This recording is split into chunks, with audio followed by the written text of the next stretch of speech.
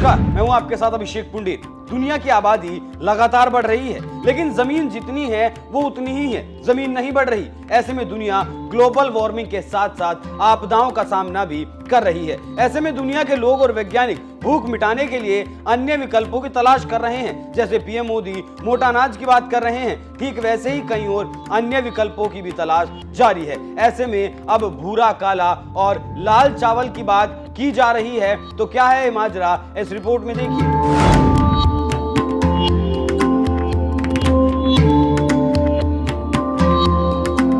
आप जानते हैं कि ब्रह्मांड के लोगों के लिए चावल एक अहम खाद्य पदार्थ है। यह विश्व की आबादी के आधे से ज्यादा की पोषण संबंधी जरूरतों को पूरा करता है और चावल निर्यात में भारत टॉप देशों में है और भारत के आधे से ज्यादा राज्यों में गेहूं और चावल काफी ज्यादा मात्रा में उगाया भी जाता है। इसी को लेकर आज हम बात करेंगे। वैज्ञानिकों की अगर माने तो खेती की जाने वाली चावल की 40,000 से ज्यादा किस्में हैं, जो इस मुख्य फसल की विविधता और अनुकूलनशीलता का प्रमाण है। चावल अन्य अनाजों की तरह घास के पौधे का खाने योग्य स्टार्च युक्त दाना है। चावल की अधिकांश किस्में केवल एक ही प्रजाति से संबंधित हैं, जिसे ओरिजा सैटिवा कहा जाता है। करी में उपयोग किए जाने वाले सुगंधित थाई जैस्मीन चावल को लेकर भारत के बासमती चावल और मलाईदार इतालवी रिसोटो बनाने के लिए चिपचिपा अरबेरियो तक प्रत्येक किस्म या फिर कल्टीवेटर इससे अनाज की लंबाई है और आकार और रंग से अलग होती है। प्रत्येक किस्म का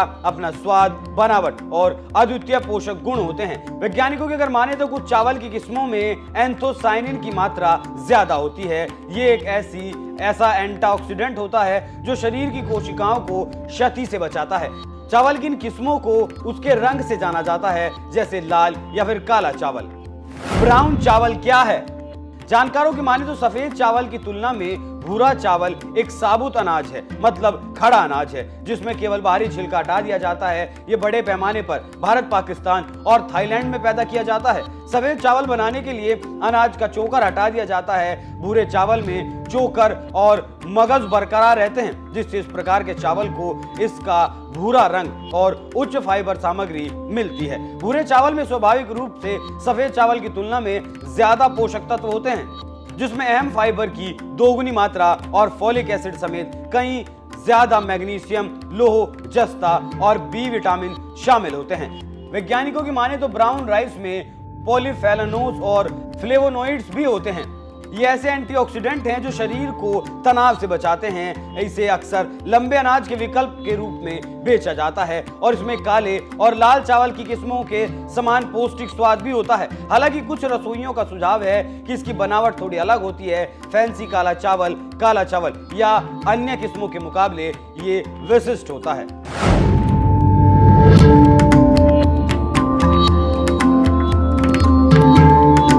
जानकारों की माने तो काले चावल का ओरिजा सैटिवा संस्करण मुख्य रूप से एशिया में उगाया जाता है और विश्व स्तर पर निर्यात किया जाता है, जबकि ओरिजा गैलेबिरिमा संस्करण रूप में अफ्रीका में ही उगाया जाता है। काले चावलों में जापोनिका काले चावल, चीनी काले चावल, थाई काले चावल से लेकर इंडोनेशियाई काले चावल तक अलग अलग रंग होते हैं। अपने एंटीऑक्सीडेंट गुणों के साथ कुछ लोग तर्क देंगे कि हृदय स्वास्थ्य के लिए सुरक्षात्मक प्रभावों के कारण काला चावल स्वास्थ्यप्रद विकल्पों में से एक है। काला चावल छोटा, मध्यम या लंबा दाना हो सकता है और उपभोग के लिए इसकी केवल सबसे बाहरी परत हटा दी जाती है। भूरे चावल के समान चोकर और मगज बरकरार रहते हैं, जिससे ये उच्च फाइबर वाला भोजन बन जाता है। कुछ खाद्य प्रेमियों ने काले चावल को हल्का, पौष्टिक और यहाँ तक कि थोड़ा मीठा स्वाद वाला भी बताया है। वोलोगोंग विश्वविद्यालय की माने तो अगर जनता इस पर ध्यान दे और सरकारें इसको बढ़ावा दे तो इसका फायदा मिल सकता है। ऐसे में अगर आप अनूठे स्वाद वाले खाद्य पदार्थ को आजमाना पसंद करते हैं तो काले या लाल चावल की किस्मों को प्रयोग करने का प्रयास आप कर सकते हैं। रंग चाहे जो भी हो, संतुलित आहार में सभी प्रकार के चावलों का स्थान होता है। तो आप समझ गए होंगे कि आखिर लाल, काले और भूरे रंग के चावलों की बात क्यों की जा रही है। आपको ये पूरे चावलों की जो कहानी थी कैसी लगी, हमें कमेंट कर जरूर बताइएगा। नमस्कार।